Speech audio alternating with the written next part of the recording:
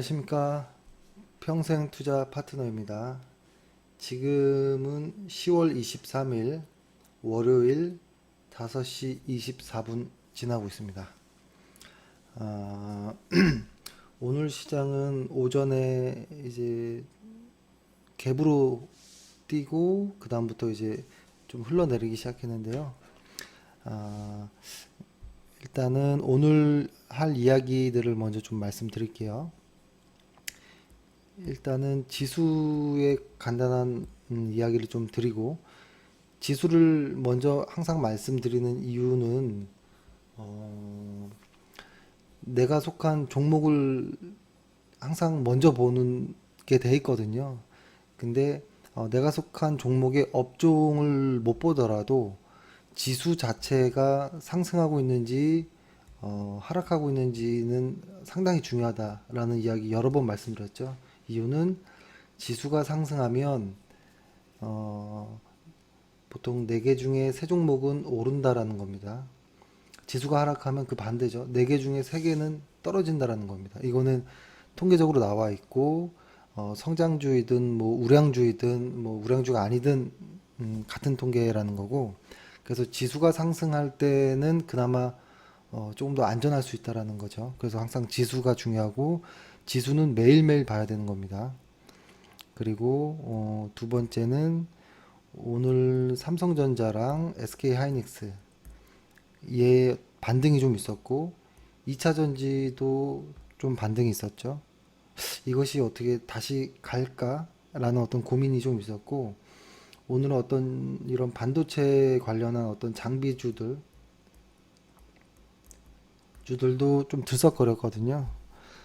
이것들이 진짜 갈 수 있을지 한번 좀 흐름만 한번 살짝 볼게요. 그리고 나서 지금 헬스케어 관련한 이야기를 좀 해야 될 것 같아요. 헬스케어도 이제 굽이굽이 어떤 역사가 좀 있었긴 했는데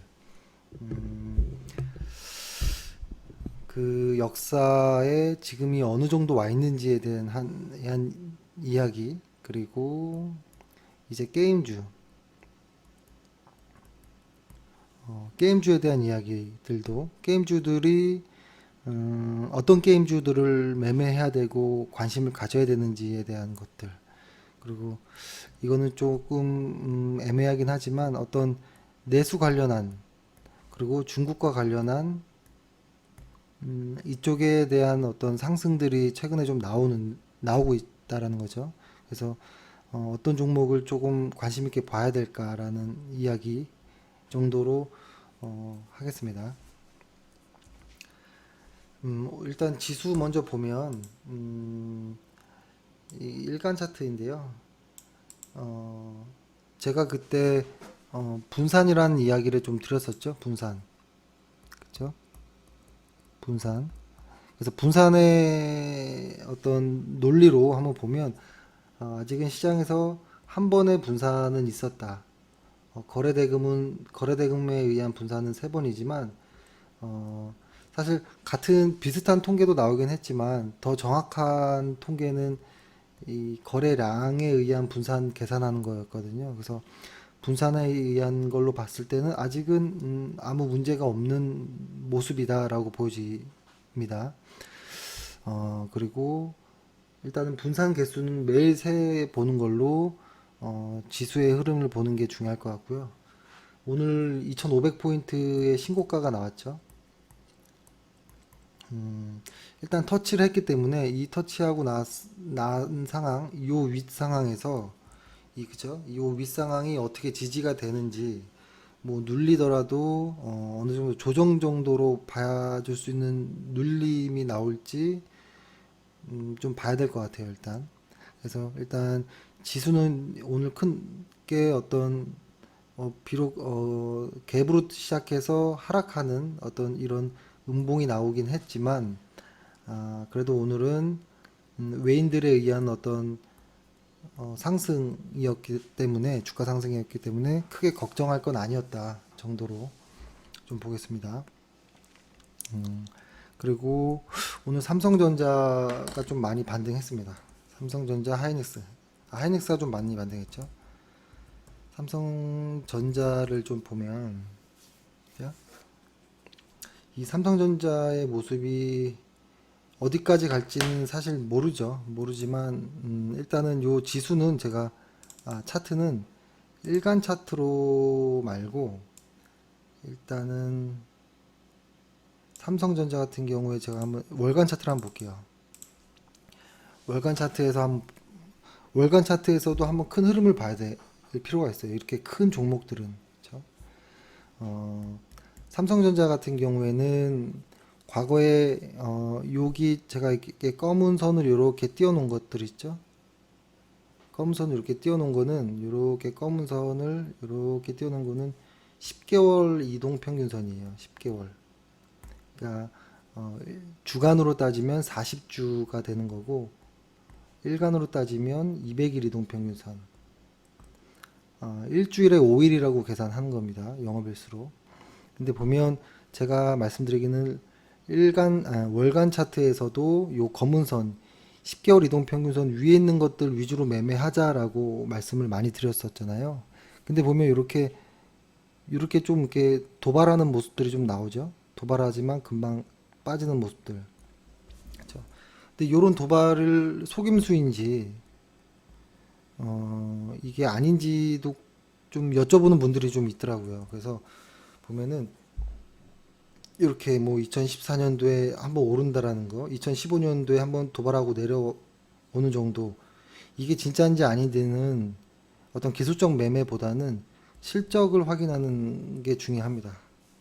한번 실적을 한번 보면, 삼성전자가 맞죠? 이게 지금? 그쵸. 삼성전자의 실적을 보면, 단기 순이익만 한번 심플하게 볼까요? 보면은 2013년도부터 계속 하락을 했죠. 그렇죠? 2013년도부터 계속 하락을 하고 2015년에 바닥을 기점으로 이렇게 올라가죠. 그러면은 이게 주가와도 연계돼야지 되겠죠. 이렇게 큰 대형주가 어떤 단순 뉴스라든지 뭐 이런 거에 움직이진 않겠죠. 그래서 한번 보면은 2013년도부터 쭉 내려왔다. 그냥 보는 겁니다. 실적과 주가는 약간의 차이는 나니까요. 감안해서 한번 보시죠. 이렇게 보면 어때요? 제가 조금 요거를 한번 이렇게 좀 낮춰볼까요? 맞춰서 보는 겁니다. 이렇게. 아니다. 이렇게 한번 제가 이렇게 봐볼게요. 요 구간, 요 구간을 보면 이때의 주가는 어떤 고점을 형성했죠. 고점 이후에 보통 월간 차트에는 제가 좀 심플하게 말씀드렸잖아요. 계단식으로 이렇게 하락할 때는 매수하지 말자라고 했었잖아요. 그죠? 이렇게 계단식으로 하락하는 모습들. 그죠? 근데 여기에서는 이제 실적이 어떤 반등이 나오는 어떤 이 구간이었거든요. 이렇게 보면 안 되겠네요. 그죠? 2013년도, 13년도부터 15년도까지가 실적이 하락하는 거고, 이 이후부터 실적이 올라가는 거였죠. 제가 좀 헷갈렸습니다. 그러면 이 언저리까지는 당연히 빠져야겠죠. 그리고 15년도를 바닥으로 해서 이렇게 돌아 나가는 모습이라고 하면 실적이 하락할 때 이런 반등은 좀 의심하고 봐야겠죠. 조금 더. 근데 실적이 돌아 나가는 거가 이제 예측치들이 미래 것들이 나오면서 마지막에 보면 이런 반등들은 첫 번째 거는 무시하라고 했고 두 번째 거 정도부터 따라 들어가자라고 했잖아요. 그리고 보통 이런 이야기 제가 여러 번 드렸죠. 이렇게 내려갔던 게 이렇게 올라간다. 첫 번째는 보내주고 두 번째부터 이제 매매하자라고 했잖아요. 그런 논리로 한번 보면 이 반등에서는 보내주고 두 번째 거부터는 이렇게 가는데 이 두 번째 거부터 매매할 때 10개월 이동평균선 위에서 놀면 이건 좀 믿을 수 있는 것들이 많습니다. 실적과 어떤 200일 이동평균선 위에 있는 아주 크게 본 그림입니다. 그죠? 그 안에서도 주간이나 일간 차트로 봤을 때는 뭐 어떤 50일 이동 평균선 위에서 매매하는 방식도 괜찮고, 그죠? 50일 혹은 60일 정도도 괜찮습니다. 정확한 건 아니에요, 항상. 50일 이동 평균선이 지나갈 때 주가가 살짝 뺀다고 매도하는 건 의미가 없어요. 여기에 어떤 거래량도 확인하는 정도, 좀, 앞뒤의 맥락을 좀 보는 것들도 중요하죠. 그래서 이런 식으로 됐었고, 삼성전자는 그 이후로부터 한 1년 반 정도 올라왔거든요. 근데, 요런 어떤 계단식의 어떤 조정들이 좀 있긴 했죠. 근데 지금은 일단은 계속 가고 있다라는 거고, 비록 내년에 어떤 성장성은 둔화됩니다. 확실히 성장성은 둔화되나 현재 대장주는 맞는 것 같습니다. 맞는 것 같고, 제가 이 언저리부터였나요? 신규 매수는 하지 말자라고 했었고, 이익 실현을 준비하자 정도로 이야기했었죠. 근데 보통 이런 큰 대형 우량주들은 여기서도 보면 알 수 있듯이 이렇게 고점을 이렇게 찍고 나서도 이렇게 고점을 찍고 나서도 몇 번의 이런 등락을 보여줍니다. 이 등락하는 이 기간이 보통 한 6개월 정도 가는 경우도 많고요. 6개월에서 9개월 정도까지도 어떤 등락의 횡보가 있을 때가 많아요. 그래서 이런 구간에서 상당히 좀 많이 물리는 경우가 있죠. 지금 제가 보는 차트는 종가를 이은 선입니다. 종가만 표시된 어떤 선들입니다. 종가들. 그러니까 시작이랑 어떤 시작가 이런 거는 생략된 차트입니다. 이렇게 보고 그리고 제가 월간 차트에서는 MACD도 꽤 잘 맞는다라고 한번 말씀드렸죠. MACD 한번 깔아서 볼까요?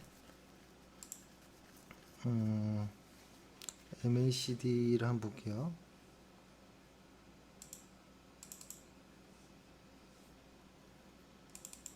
오실레이터를 한번 보겠습니다.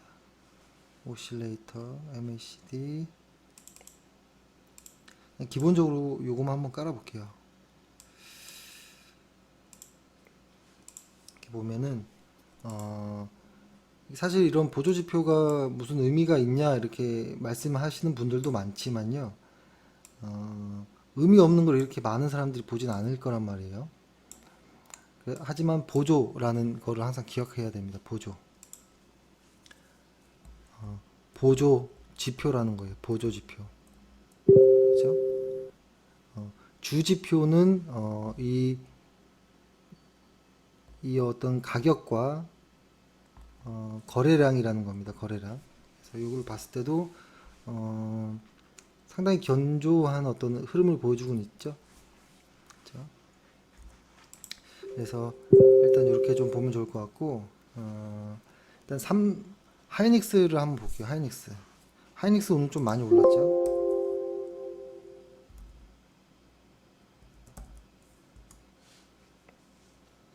하이닉스도 거의 비슷한 모습이죠. 비슷한 모습이고,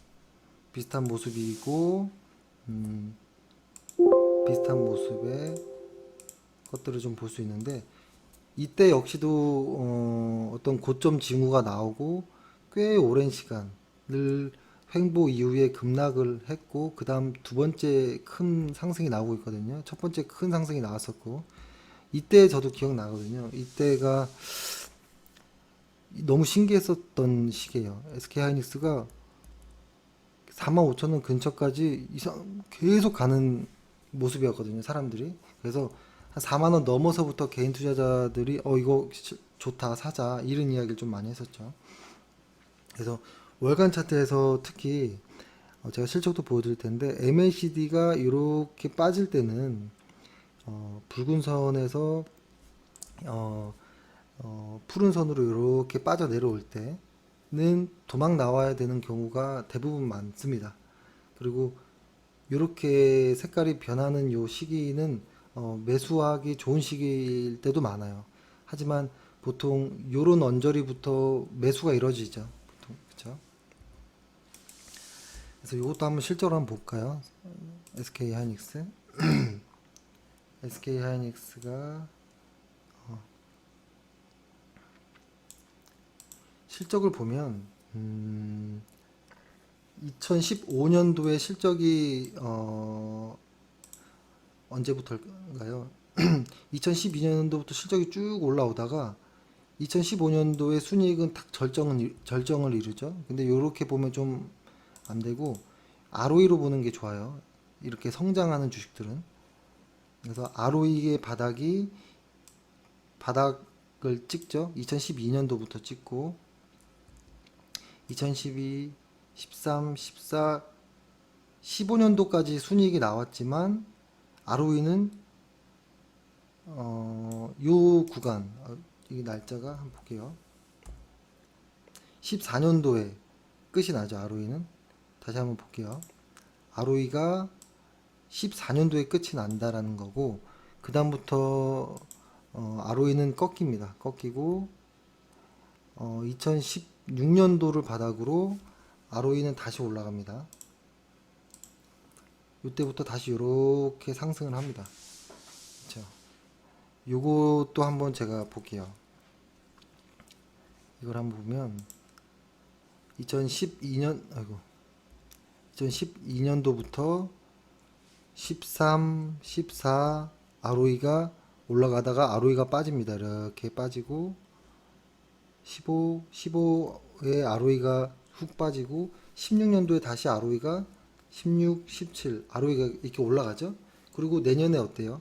내년에는 다시 ROE가 또 빠지죠. 이 모습을 한번 차트로 한번 볼게요. 제가 이렇게 큰 그림을 자꾸 보여드리는 이유는 이 중요합니다. 큰 그림을 보는 이유가. 그래서 이걸 한번 대입을 해보면 12년도 여기서부터 그렇죠? 12년도부터 해서 ROE가 15년도까지 상승하죠. 이렇게. 그리고 16년도에 ROE가 빠지고 16년도부터 다시 ROE가 이렇게 증가하죠. 요거를 한번 볼게요. 조금 지저분하니까 이거 지워버리고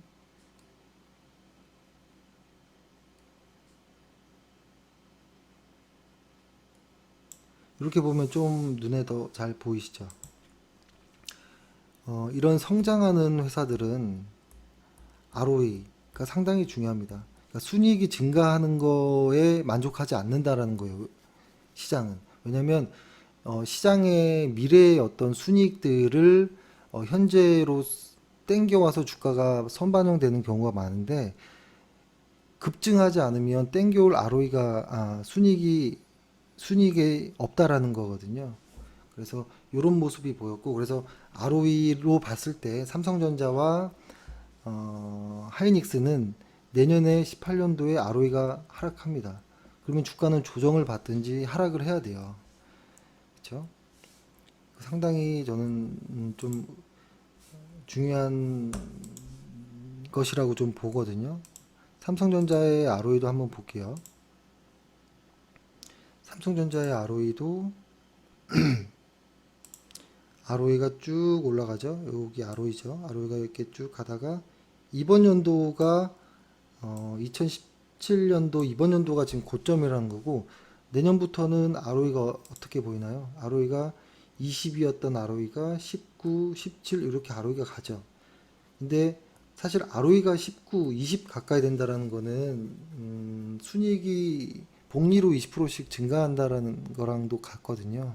그래서 이런 것들이 순이익은 비록 증가하지만 ROE가 꺾이는 이런 종목들이 이렇게 가다가 급락한다라기보다 이런 횡보 이후에 빠지는 경우가 많다라는 것을 지금 말씀드리려는 거고 그런 것들 지금 이렇게 삼성전자나 하이닉스가 이렇게 가고 있는데 엎치락뒤치락 하면서 가고 있거든요.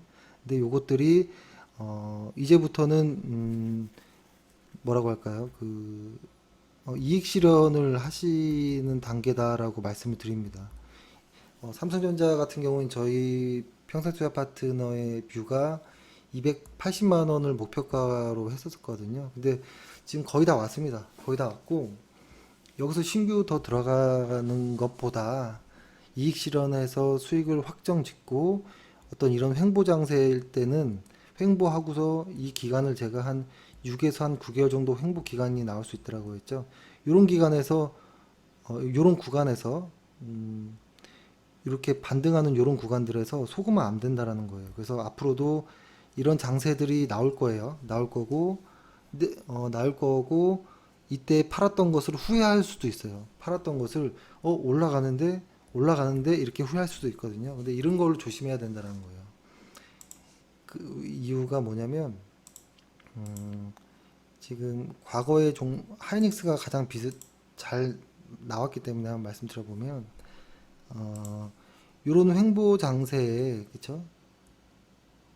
이런 횡보 장세 때 개인 투자자분들이 가장 많이 물리는 시기이고 이 밑에서부터 올라왔던 아주 많은 물량을 기간이든 외인이든 정리할 시간이 필요한 거예요. 이 정리할 시간.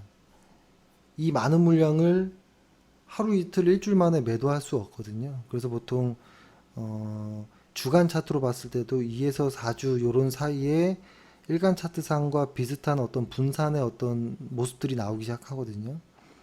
그래서 저는 저희의 평생투자 파트너는 삼성전자와 SK 하이닉스의 고점이 다가왔으니 물량을 축소하고 이익 실현하자. 그리고 추후에 있는 이런 반등들에서 추격 매수하지 말자라는 겁니다.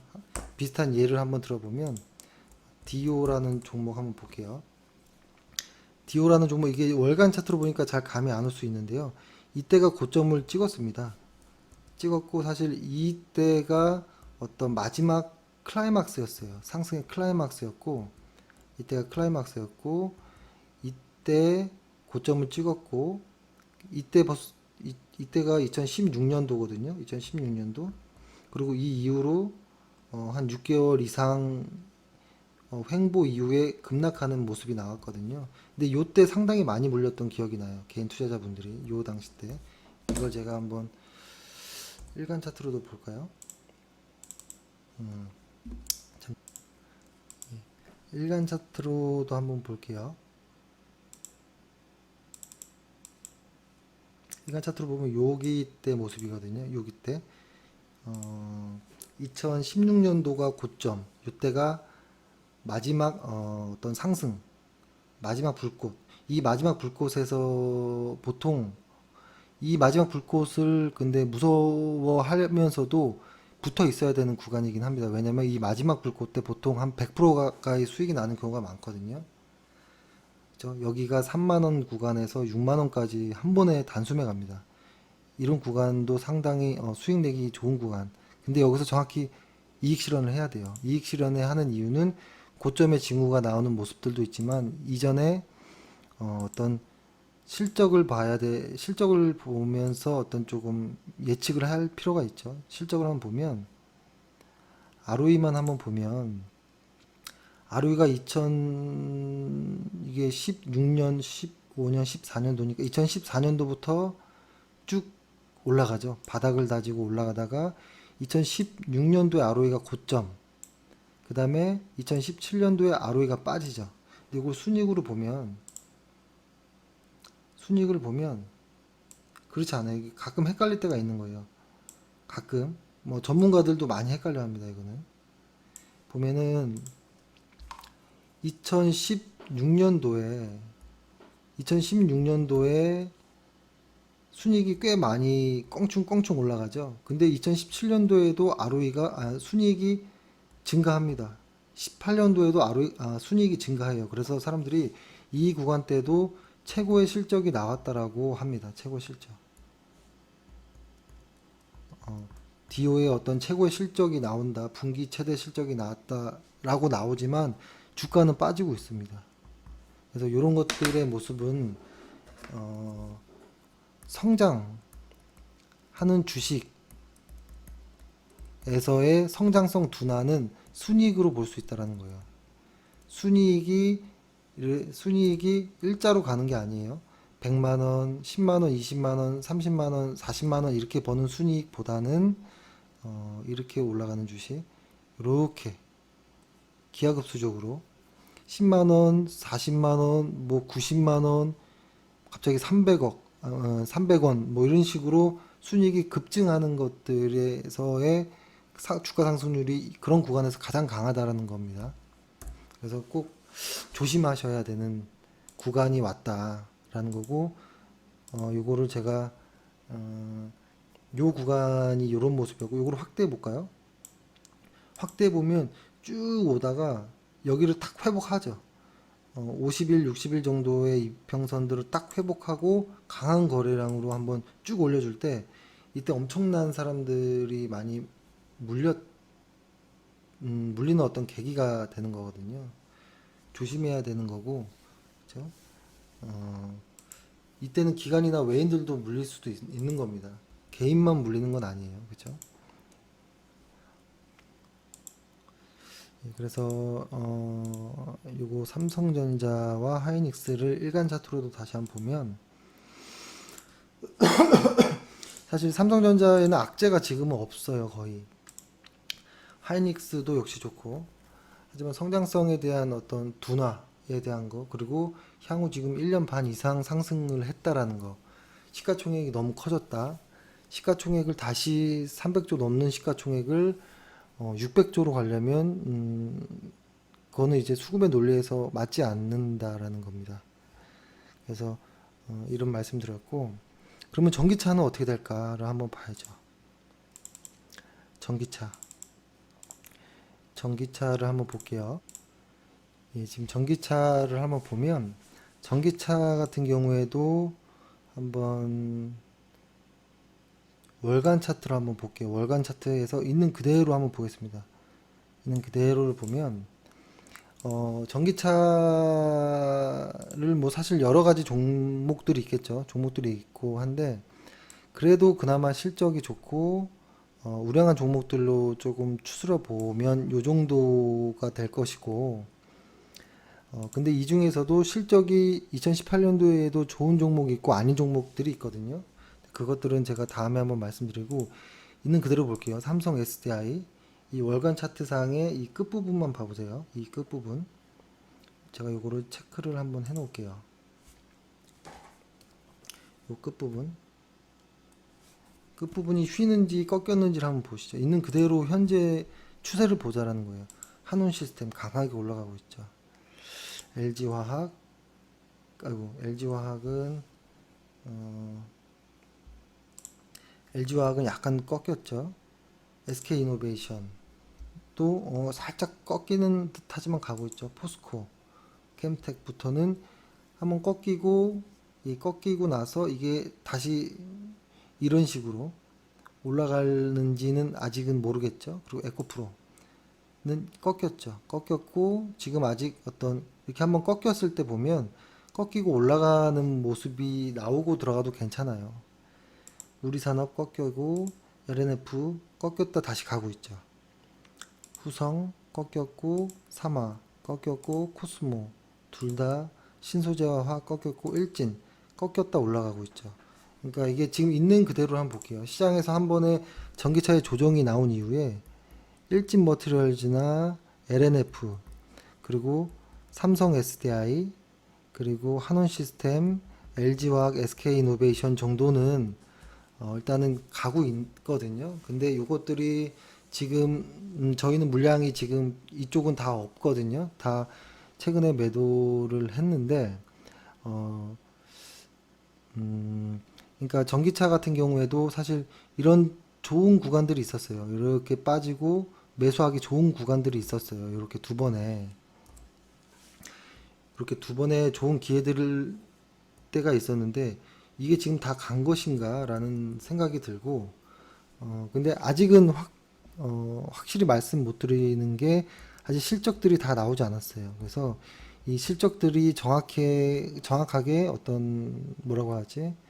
어떤 기대 예상치를 부합하는지 혹은 조금 못 미치는지 정도를 보고 아마 여러 가지 종목 중에서 저희는 2차 전지를 관심을 계속 갖고 있다라는 걸 말씀드리고 그 중에서도 18년도에 ROE가 상승하는 종목 사실은 몇 개 없거든요. 전기차 중에서도 몇 개 없는데 그 중에서 그 종목들이 바닥을 잘 다지고 다시 상승을 할 수 있는지를 보고 그쪽으로 추려서 한두 종목 정도 안으로 다시 매수를 진행할 것입니다. 그래서 이 정도로 한번 이야기를 좀 드릴게요. 제가 다시 한번 정리를 드리면 삼성전자와 SK하이닉스는 이익 실현하자. ROE가 꺾였다라는 거고 이제 꺾일 것이다라는 거고 전기차 중에서는 2018년도에 ROE가 살아있는 것으로 바닥을 잡는지를 보고 삼성전자와 하이닉스가 마지막 랠리를 할 때 전기차가 갈지는 아직 알 수 없지만 그러니까 삼성전자와 SK하이닉스는 아직 마지막 어떤 불꽃은 나오지 않았다라고 봅니다. 그래서 아직은 기회가 있다라는 거고 그리고 전기차가 그 기회의 구간에서 같이 반등해서 같이 갈지 그러니까 삼성전자와 SK하이닉스가 꺾이고 하면 전기차도 꺾일 가능성이 매우 높습니다. 그래서 전기차를 매수하고 싶어도 얘네가 살아있는지 혹은 코스피가 계속 강세로 가는지 이것들이 전제가 돼야 돼요. 코스피와 삼성전자와 얘네들 그리고 외국인들의 어떤 매수세가 이 세 박자가 맞아야지만 전기차도 가는 겁니다. 그렇죠? 전기차 혼자 갈 수 있는 건 아니에요. 그래서 이런 이야기를 드렸고 오늘 어떤 뭐 일부 장비주들이 좀 올랐죠. 이거는 일간 차 이것도 월간으로 볼까요? 이거는 제가 일간으로 보여드릴게요. 일간으로만 보면 일간 차트에서도 보면 동진 쌤캠이 오늘 조금 의미 있는 모습을 좀 보이긴 하였으나 저는 장비주들도 역시 그러니까 어떤 이런 느낌이겠죠.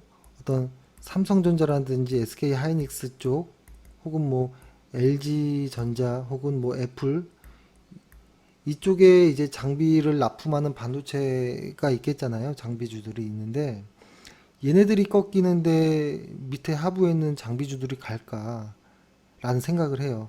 그러니까 오늘 SK 하이닉스의 반등으로 인해서 장비주들이 어떤 반등 정도라고 봐야 되는 거지 이게 추세가 만들어졌는지는 아직은 알 수 없습니다. 하지만 저는 조금 보수적으로 보고 있고 어떤 소재주 역시도 실적은 나올 수 있어요. 그렇죠? 계속 어떤 유지 보수가 필요하기 때문에 소재주들도 실적이 나와서 반등은 할 수 있지만 결론적으로 이 큰 애들이 꺾이면 얘네들도 의미가 없다라는 겁니다. 그렇죠? 이 정도로 일단 확인하시면 좋을 것 같고 그 다음에 최근에는 이렇게 해서 IT나 뭐 전기전자 쪽의 것들은 좀 이야기를 드렸고 그 다음에 헬스케어 쪽 이야기를 좀 드릴게요. 헬스케어는 최근에 보면 삼성 셀트리온이었죠.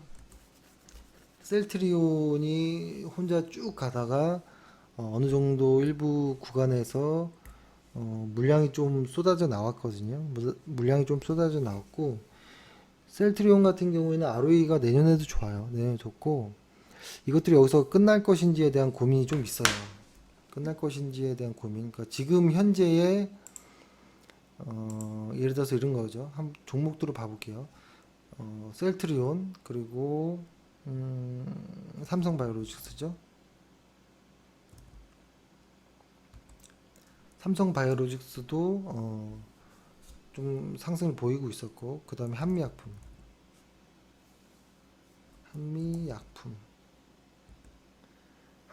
역시도 어느 정도 상승을 좀 보이고 있는 모습이잖아요. 근데 만약에 얘네들이 계속 갈지, 그죠? 지금의 어떤 1등주들이 계속 추세를 보이고 갈지, 아니면 지금 대기하고 있는 2등주들이 그 다음 얘네가 꺾이면, 그러니까 셀트리온이 조금 물량이 나왔는데 이것으로 인해서 만약에 1등주들이 헬스케어가 물량이 주가가 꺾이면 그 다음 2등주들은 누구인지 걔네들이 그 바통을 받아서 앞으로 갈지에 대한 거를 좀 고민을 이미 들더라고요. 그래서 이거에 대한 것들을 조금 얘기해 보면 뭐라고 할까요? 요거는 제가 한번 나중에 한번 좀 길게 말씀을 드리고, 오늘은 조금 심플하게만 말씀을 드려보면, 음, 뭐라고 이게 지금 어떤 흐름이 있었다라는 거예요. 과거에 한 2, 3년 전에 제약 바이오주들이 한번 쭉 갔죠. 그리고 나서 이걸 월간으로 한번 보면 되겠네요.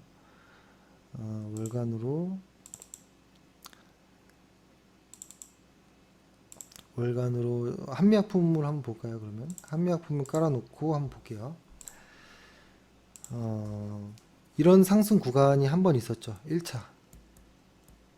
그리고 2차 어떤 큰 상승이 또 있었습니다. 요거보다도 셀트리온도 괜찮겠네요. 봐도.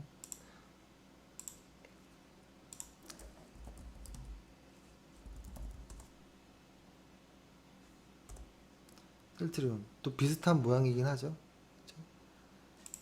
이렇게 큰 상승들이 있었는데 이 흐름이 어떻게 봐야지 좋으냐면 요 구간에 있었던 2013년도부터 한 15년도 언저리까지, 그리고 제약바이오 헬스케어 뭐 화장품까지 이때는 다 올랐었잖아요. 뭐 한국 화장품은 아주 급등하고 했었죠. 제조랑.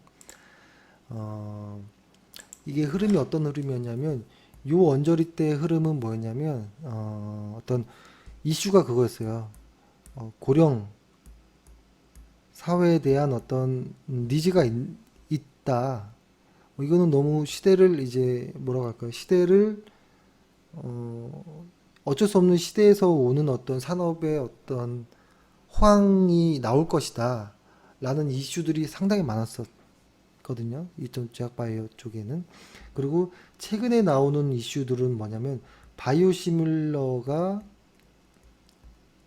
그러니까 이때도 사실 뭐 바이오시밀러 이야기가 당연히 나왔겠죠. 이런 식의 흐름들이 좀 많이 왔었다가, 이제 만약에 지금 셀트리온이라든지 어떤 이런 대장주들이 눌림을 받더라도 더 갈 수 있으려면 무언가가 있어야 된다라는 거고, 그죠? 근데 이 무언가가 뭐냐, 이 알파가 이 과거에 그냥 바이오 시밀러 하나만으로는 안 된다라는 거고, 이 알파는 음, 기술 수출까지 가야 된다는 겁니다. 기술 수출까지. 기술 수출. 그죠? 그러니까 왜 이런 이야기를 드리냐면, 그러니까 국내에서는 성장성은 둔화되는 건 맞아요. 국내 성장성은 둔화되는 건 맞고, 지금 이러한 셀트리온이나 이런 것들이 어, 예를 들어서 과거에 잘 나갔던, 그러니까 실적과 동반해서 같이 정상적으로 갔던, 그러니까 한미약품의 어떤 기술 수출들, 그렇죠?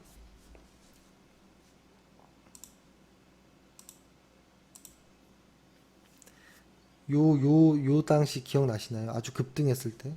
이때 한미약품의 기술 수출들이 있었고, 그쵸? 그리고 그 언저리 좀 지나서 셀트리온의 어떤 FDA 승인도 있었고, 그리고 2016년 아마 후반기였던 기억이 나는데, 동아 ST도 기술 수출이 있었죠. 동아 ST. 이거.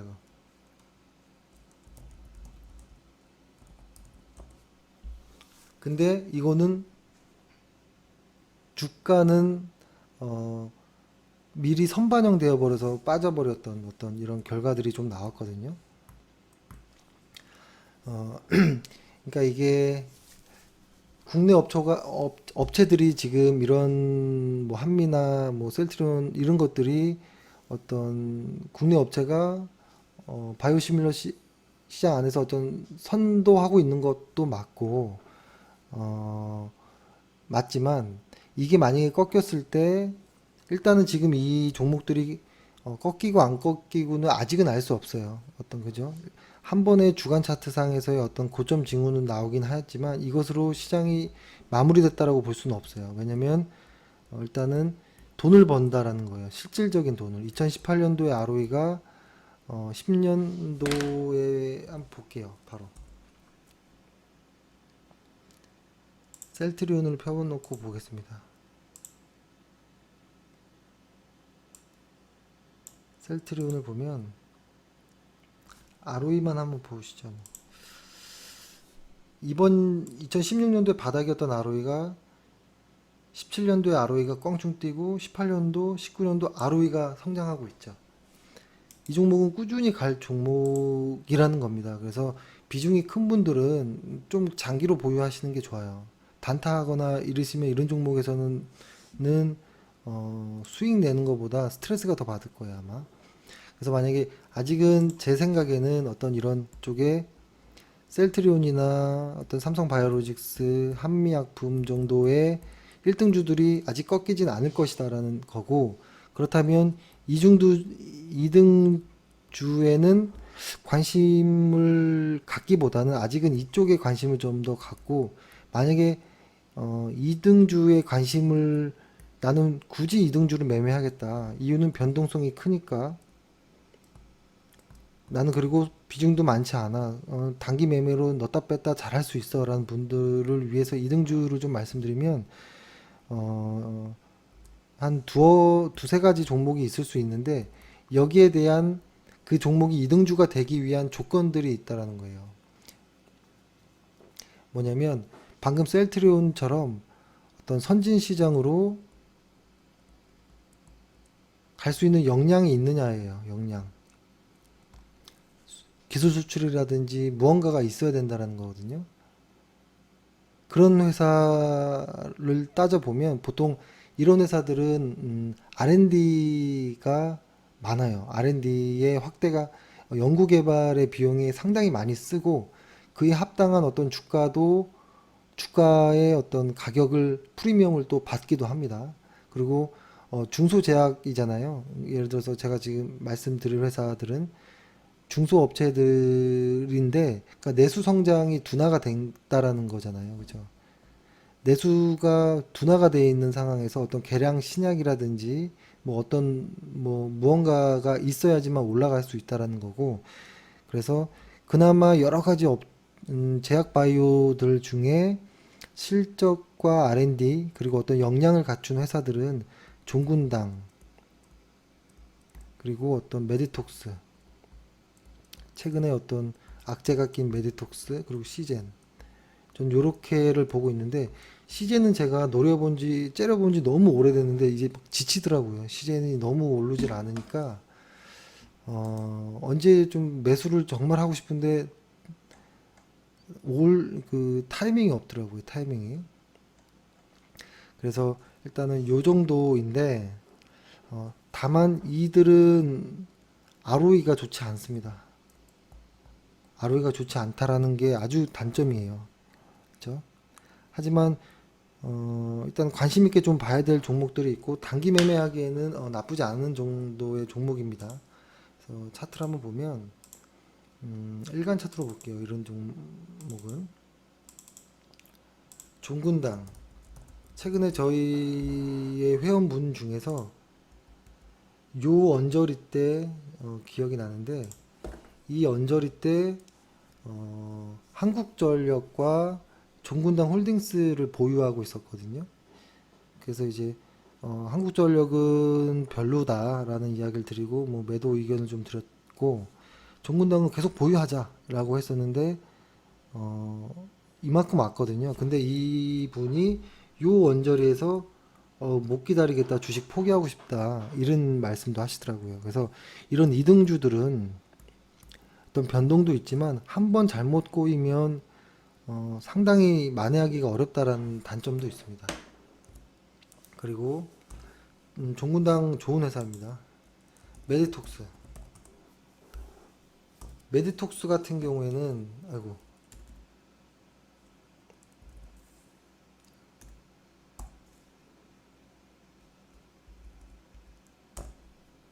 메디톡스 같은 경우는 상당히 안 좋은 모습이죠, 지금. 그죠? 벌써 이런 누가 봐도 이렇게 헤드 숄더 패턴으로 빠지기 시작했잖아요.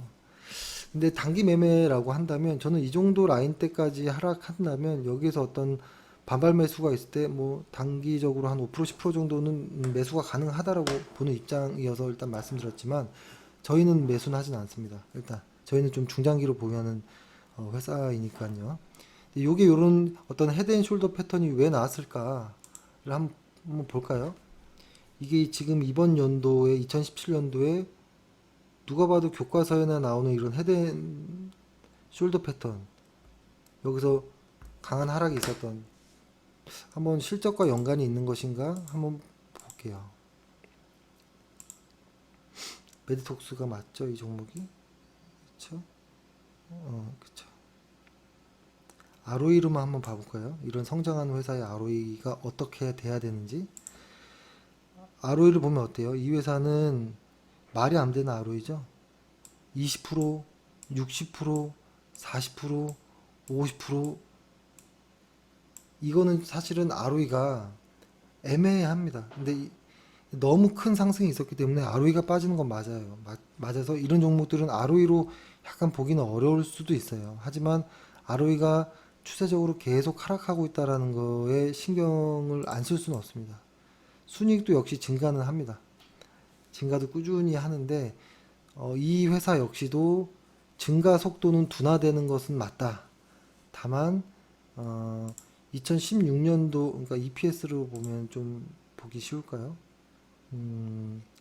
EPS로 봤을 때 예를 들어서 요 당시를 한번 볼게요. 7,000원이었던 EPS가 7,000원대라면 성장이 이렇게 횡보되는 구간이 있고, 요때 한번 점프되는 구간을 한번 볼게요. 점프가 되는 구간이 여기서 이만큼은 점프가 확실히 되죠. 점프가 되고, 근데 여기서부터는 조금 성장이 조금 둔화되는 모습이 조금 나오거든요. 요 언저리부터는 이렇게 해서.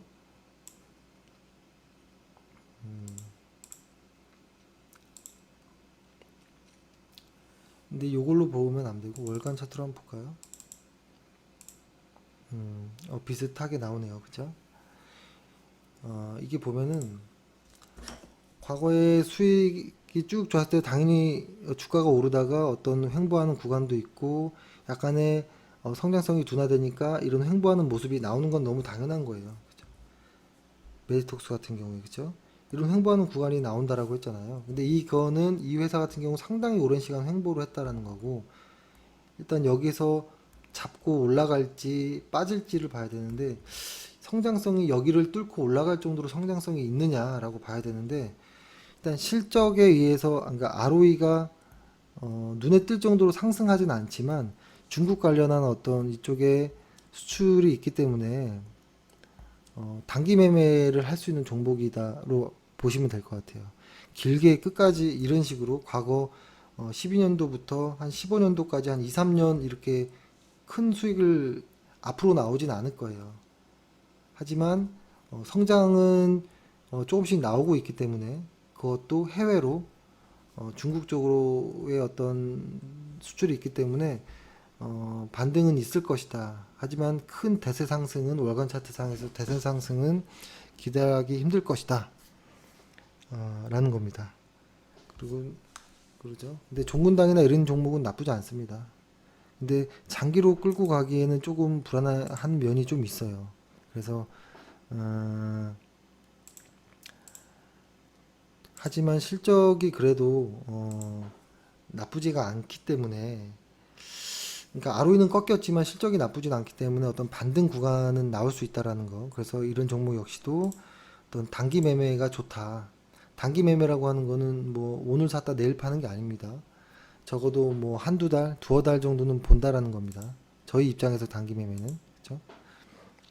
그래서 그리고 시젠 같은 경우에는 실적을 먼저 볼게요.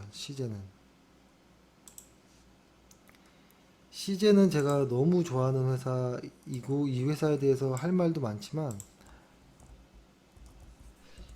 일단 주가가 이 일을 반영하지 못하고 있다라고 봐야 되는 건지, 아니면 지금의 시젠의 주가가 이게 맞는 것인지 좀 약간 좀 의문스럽긴 하거든요. 그래서 지금 현재는 잘 모르겠다라는 겁니다. 현재. 근데 ROE를 보면 이번 연도의 ROE가, 잠시만요. ROE를 보면 계속 ROE가 빠지는 게 맞죠? 이번 연도까지 ROE가 빠지는 게 맞죠? ROE 그쵸?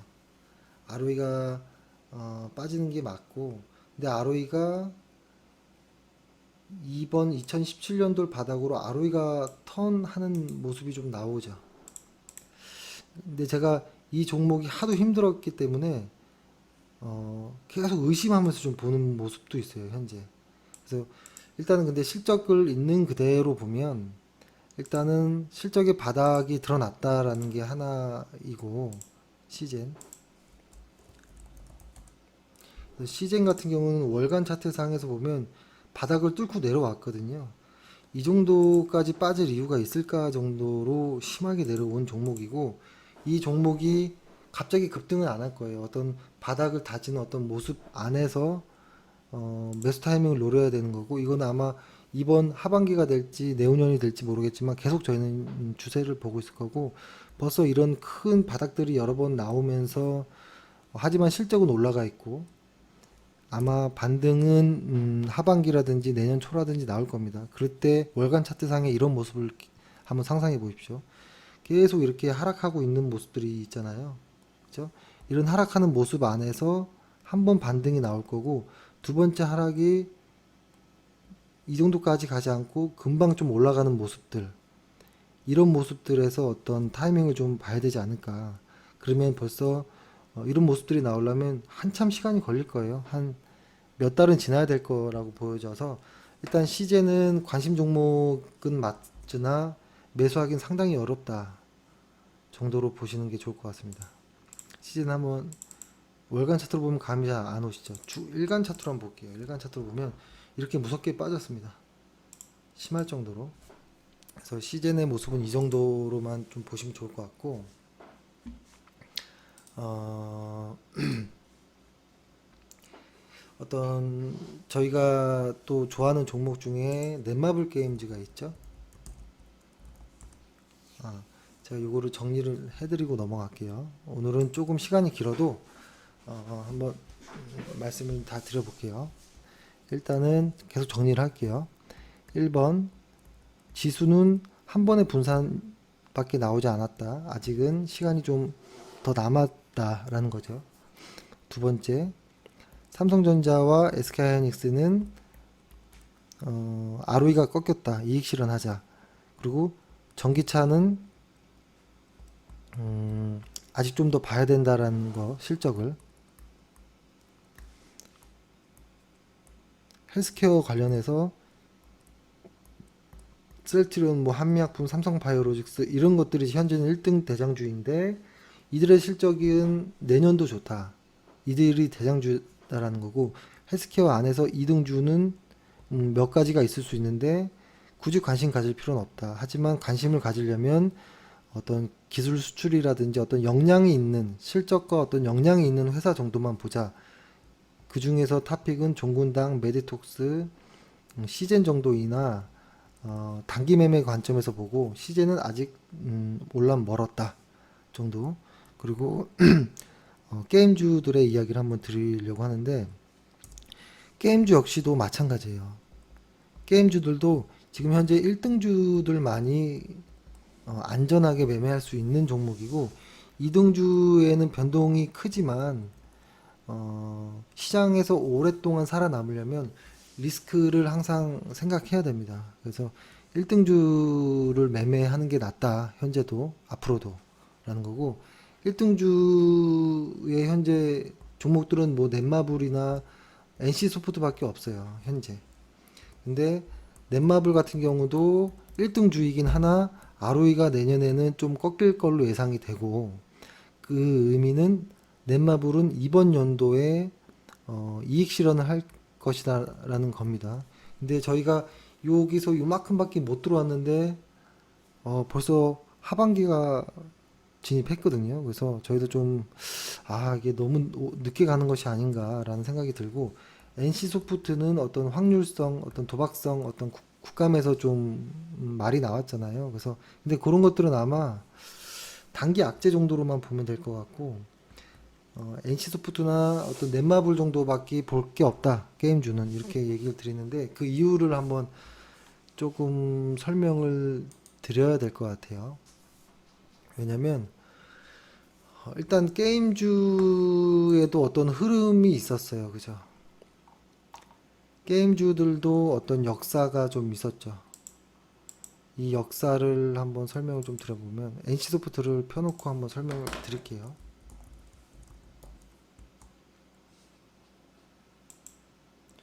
NC소프트를 펴놓고 설명을 드리면 저도 월간으로 보겠습니다. NC소프트 보면은 게임 시장이 어, 도입기일지 어떤 성장기일지를 봐야 돼요. 일단은 큰 의미에서 그렇죠? 게임 잠시만요. 한 좀 여유 일단 좀 보면 일단은 게임 업종이 도입기 당연히 어떤 성장기가 있을 거고 성숙하는 이런 단계에 오잖아요. 게임주는 성숙기에 접어든 산업이에요. 근데 모르죠. 어떤 새로운 어떤 뭐 과거 어떤 뭐라고 할까요? 토탈리콜 이거 너무 옛날 영화를 갑자기 말씀드렸네요. 토탈리콜 같은 영화에 보면 뭐 홀로그래피 같은 걸로 어떤 진짜로 눈앞에 나와 있는 것처럼 어떤 그런 시대가 온다면 모를까 현재로서는 성숙기로 보이는 게 맞고 도입기 과거에 이런 도입기 이때가 도입기고 성장 지금 어떤 성숙 요 정도로 보여지는 거예요. 그래서 이렇게 월간 차트로 봤고 도입기 때 시즌은 뭐였냐면 이 시기는 어떤 게임 플랫폼이 콘솔이라든지 그러니까 PC 이런 것들이었잖아요. 그쵸? 이런 것들의 어떤 큰 흐름의 어떤 게임 도입기가 있었고 이런 성장기가 올 때는 뭐가 있었냐면 스마트폰이 있었죠. 스마트폰이 있었고 이걸로 인해서 신규 게임의 개발자들 그러니까 게임 산업이 지속적으로 어떤 진출하는 계기가 됐었습니다. 만약에 스마트폰이 없었다면 게임주들은 지금과 같지 않았을 겁니다. 근데 지금 이제 성장기에 접어든 정도의 모습으로 보이거든요. 그쵸? 그리고 요 언저리 정도의 큰 어떤 시장의 변화가 있습니다.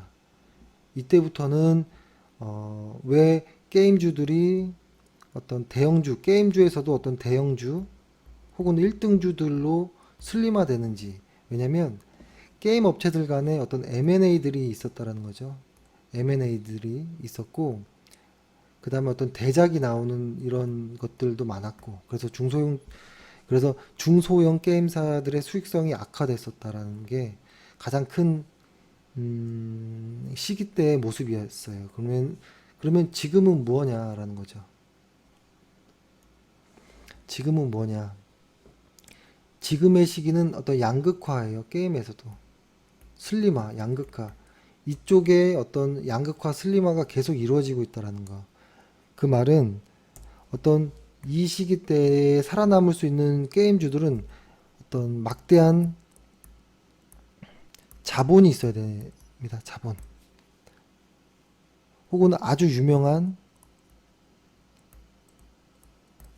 IP에 적용한 게임만 성공하는 그런 시기라는 거예요. 그래서 여러 가지 게임들이 있을 수 있어요. 뭐 아주 좋지만 제가 말씀드린 어떤 양극화로 인한 중소형주들이 하락하는 것들 그러면 거꾸로 반사이익을 보는 대형주들 살아남은 대형주들 그리고 아주 유명 IP들에 적용된 게임들은 넷마블과 NC소프트밖에 없다라는 결론이에요. 이거는 뭐 누구나 알 수 있는 거죠. 여기서 그러니까 그래서 지금 저희가 좋아하는 회사는 넷마블과 NC소프트라는 거고, 그리고 또 하나 또 관심 있게 보는 회사는, 펄어비스라는 회사거든요. 요거에 대해서 조금 이따 말씀드리고, 일단은, 어, 지금 시기는 그러니까 PC 게임의 시장도 매력적이긴 하지만 지금은 모바일 쪽이라는 거겠죠. 모바일 쪽. 그래서 모바일 쪽이 성장을 하는 이런 추세이기 때문에 어, 지금 요 스마트폰에서의 어떤 성장성을 이 성숙기 때의 모바일 시장이 한 번 더 이끌 것이다라는 이런 이야기입니다. 이런 이야기고 지금 시장에서 제가 지금 자료를 보면 전체 게임 시장에서의 어떤 모바일 게임 시장의 증가율이 어, 계속 증가를 하고 있는 추세예요. 지금 현재는 전체 게임 시장에서 어떤 한 37% 정도가 모바일 게임이지만 2020년 정도까지 가면 한 50%까지 모바일 게임이 간다라는 거고, 그쵸? 간다라는 거고, 이 안에서 보면 어떤 유명 IP를 활용한 글로벌 게임사들의 대작들은 계속 나올 거라는 거고, 그리고 이게 또 요때 성숙기 때 또 성장할 수 있는 계기는 동남아랑 어떤 이머징 마켓의 포지가 보급률이 계속 올라가고 있다라는 거. 그러니까 환경은 만들어져 있다라는 겁니다. 환경은. 그래서 지금 보면 중국 같은 경우가 큰 시장이잖아요. 중국의 포지의 보급률은 65%고 한국은 70% 정도 됩니다. 그리고 이머징 시장들은 홍콩 뭐 43, 뭐 웬만한 이머징들은 40% 미만의 포지 보급률인데요. 이것들은 계속 보급률은 올라가고 있습니다. 그래서 어떤 게임사들이 성장하는 이 단계를 지나 성숙기에 접어들었을 때 어떤 환경은 아주 좋다. 환경은 좋고 이런 성숙기에 접어들 때 어떤 산업에서 이런 성숙기 산업에서의 살아남는 회사는 돈이 많은 회사라는 겁니다. 결론은 돈이 많은 회사라는 겁니다. 그래서 NC소프트와 넷마블 게임즈의 어떤 시장 주목은 이쪽만 하면 좋겠다라는 말씀을 좀 드립니다. 그죠? 그리고 넷마블 게임즈는 사실 이야기할 게 많아요. 할 게 많은데 이거에 대한 거는 저희가 아직 추가 매수가 다 끝나지 않았기 때문에 다음에 한번 말씀을 드리고 그래서 게임주는 이렇게 정도로 정리를 하면 좋을 것 같습니다. 좋을 것 같고 지금 보면 시장에서는 요 정도의 느낌이 좀 많죠. 그렇죠? 어떤 반도체들이 한참을 올라가고 있는 상황에서 얘네들이 지금 고점은 어디일까, 오늘일까, 내일일까, 혹은 뭐 더 갈까, 이런 고민들이 한참 있는 시기에 어떤, 제약주들도, 반등하고 있고, 그 밑에 어떤 게임주들도 움직이고 있는 이런 모습에서, 근데 시장에서 내수주들이 조금 바닥에서 좀 올라오는 것들이 좀 보이는 건 맞아요. 확실한 건. 그래서 신규 매수는 내수주들도 괜찮을 수 있다. 하지만 얘네들이 꺾이지 않으면 얘네들도 강하게 가기는 좀 힘들다 정도로 힘들다입니다. 하지만 신규 매수는 얘네들 좀 힘들어요. 지금 모습에서는. 그래서 신규 매수자들은 내수주 쪽이 더 안전할 수 있다라는 거고 그 안에서는 어떤 여러 가지가 있을 수 있겠죠. 저희가 좋아하는 종목을 그냥 좀 말씀드리면 호텔신라도 사실 좀 좋아하는 회사죠. 호텔신라가 좋아하는 회사인데 요거의 모습도 역시 하락 이렇게 올라가는데 이 두 번째 모습이 이 이평선 10개월 이평선 위에 있는 안전한 모습인데 요것이 이런 전고점들을 뚫고 올라가야 됩니다. 왜냐면 2018년도에 ROE가 2017년도보다 좋기 때문에 올라가야지 정상이라는 거고 다만 올라가는 과정에서의 어떤 조정들은 항상 존재한다라는 거고, 그리고 또 하나 좀 관심 있게 보는 것들, 오늘 좀 좋은 모습이 나온 한세실업. 한세실업이거든요. 한세실업도 역시 요 당시 때 한 번 상승이 있었거든요. 초기 때. 근데 이것도 역시 그냥 제가 심플화해서 한번 그려보면 월간 차트상 이런 모습 정도, 그쵸, 이렇게 보는 게 맞을 것 같아요. 이렇게. 그 다음에 두 번째는 이렇게 지금 가는 모습이거든요. 그러면 이 상승이 진짜인지 아닌지를 어떻게 구별한다라고 했나요? 이 돌파가 실적 보면 안다라고 했죠. 100%는 아닐지어도 확률을 높여야 되기 때문에 실적을 보는 겁니다. 그래서 실적 중에서도 ROE를 한번 볼게요. ROE. ROE가 ROE가 2016년도에 바닥, 17년도에 상승, 18년도에 상승, 이거죠. 그럼 이 차트를 볼게요. 좀 줄여서 한번 보면, 아이고.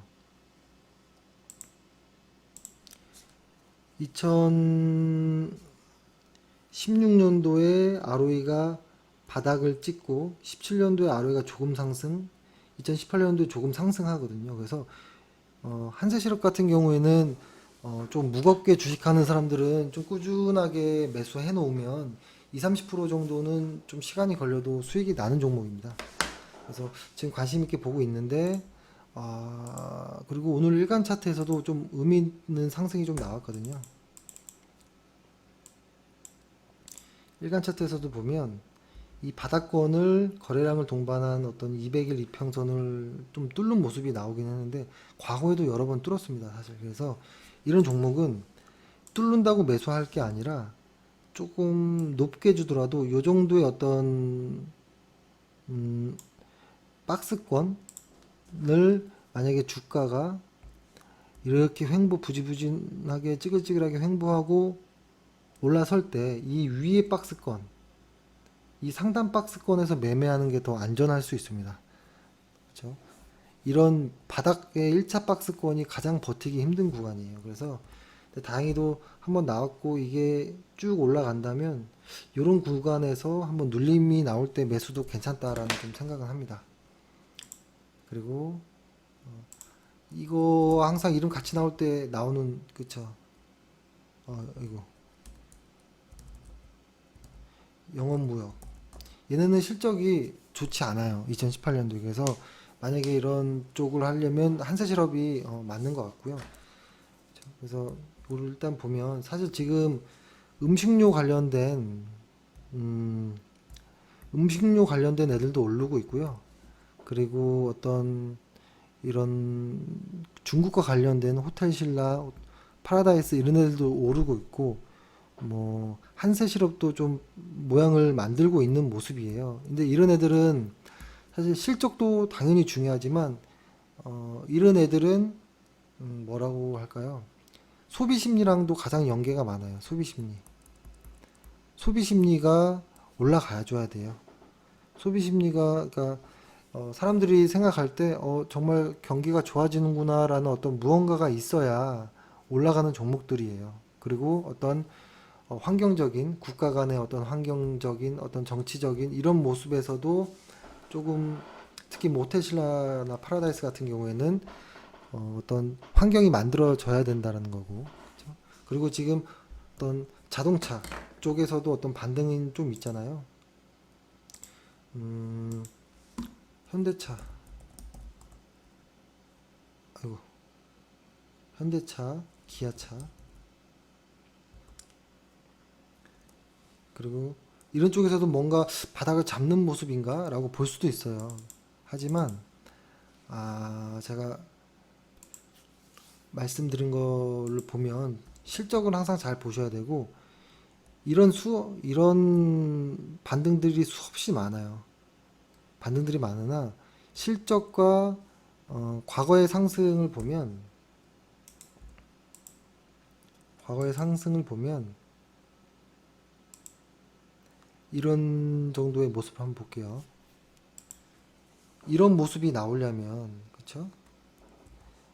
월간 차트상 하락하던 종목이 반등하고 버티고 200일 이평선에서 버티고 계속 추세적으로 올라가는, 그리고 또 하락하고 또 버티고 쭉 가는 이런 모습이 나오려면 실적이 나와줘야 된다는 겁니다. 이때 실적들이. 그쵸? 그리고 이렇게 한번 같이 보면 좋을 것 같고, 특히 이제 현대위아도 저희도 상당히 좋아하는 종목입니다. 이고 종가에서 보면 바닥을 한번 만들긴 했어요. 종가에서 보면 이게 쭉 내려오던 게 여기에서 바닥을 한번 만들긴 했고, 여기에서 두 번째 바닥인데 약해요 지금. 그래서 현대유아를 매수하려면 이 주가가 올라와야 됩니다. 여기까지 높이 주더라도 한 7만 원대 이상부터 7만 원대 이상부터 어떤 뭔가가 나올 수 있는 정도이지 지금 들어가기는 쉽지 않습니다. 하지만 보유자들은 보유해야죠. 지금 매도가 아니고요. 그리고 자동차와 전기차와 어떤 뭐 수소차까지 한 번에 봤을 때 사실은 예전에도 한번 말씀드린 적이 있지만 한원 시스템이 대장이 될 가능성이 매우 높아요. 한원 시스템. 그러니까 한원 시스템이 추세적으로도 계속 좀 올라가는 모습이 나오긴 하는데 오늘도 7% 정도 올라갔는데 주간 차트로도 한번 볼게요. 조금 불안하다라고 생각했던 어떤 모습들을 다 돌파해 버렸거든요. 지금 들어갈 건 아니지만 어떤 대장주들이 눌렸을 때 나중에 매매는 가능할 수도 있다라는 겁니다. 그래서 한원 시스템 그러니까 지금 당장 뭐 어떤 자동차 관련된 무언가를 하려면 한원 시스템 정도가 대장이다라는 것까지 한번 말씀을 드렸습니다. 그래서 내일도 주간 차트로 코스피를 한번 보면 내일이나 어떤 이번 주까지도 일간 차트에서 어떤 분산이 이루어지지 않으면 1등주들을 매매하는 게 맞다라는 결론을 좀 지금까지 결론은 그렇습니다. 그래서 너무 코스닥 쪽으로만 치우쳐 있지 않았으면 좋겠습니다. 코스닥. 근데 코스닥에서 실적이 상당히 성장성을 보이는 것들이 많아요. 코스닥에도. 근데 외국인들은 얘네들을 잘 모른다라는 것이 단점이에요. 우리만 아는 종목들이 많아요. 코스닥에. 우리만 알면 뭐합니까? 그쵸?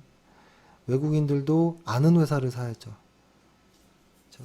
주체가 우리 그러니까 개인, 기관, 외국인이 있으면 우리만 아는 회사는 의미가 없어요. 다 아는 회사, 그리고 현금이 많아서 불안하지 않는 코스닥이면 매수가 가능하지만 지금은 대형주 위주인 코스피 장세이고 코스피의 어떤 대형주 장세이면서 이 대형주 안에 업종들을 봤을 때도 일부 대장주들만 가고 있는 모습이다 라는 겁니다. 그래서 지금이라도 신규 매수자들은 본인의 실적, 본인의 회사의 실적들이 이제 많이 발표되고 있는데 중요하게 보는 것은 ROE 정도는 꼭 보자. ROE만 봐도 크게 실패하진 않을 것이다 라고 말씀드리겠습니다. 그래서 오늘 좀 긴 시간 좀 할애해서 말씀드렸는데요. 내일부터는 좀 심플하게 말씀드리고 내일은 내일 제가 한동안은 종목 위주로 말씀을 안 드렸는데 앞으로는 종목 위주의 어떤 이야기를 좀 많이 드리겠습니다. 오늘 하루 고생 많으셨고 내일도 또 화이팅 하겠습니다. 감사합니다.